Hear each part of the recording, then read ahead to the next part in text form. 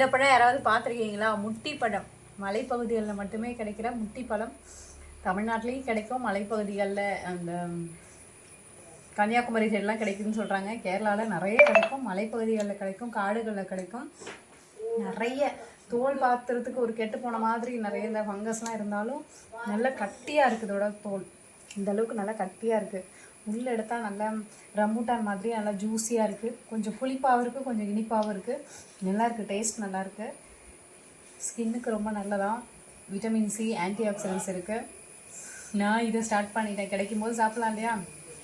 அப்போது இதுவும் நல்லது. நிறைய பேருக்கு இந்த பழம் தெரிஞ்சிருக்கும். பழம் யாரெல்லாம் பார்த்துருக்கீங்க, சாப்பிட்ருக்கீங்கன்னு கமெண்டில் சொல்லுங்கள். கண்டிப்பாக திருநெல்வேலி, கன்னியாகுமரி, நாகர்கோவில் எல்லாம் பார்த்துருப்பீங்க, சாப்பிட்ருப்பீங்க. கமெண்டில் சொல்லுங்கள்.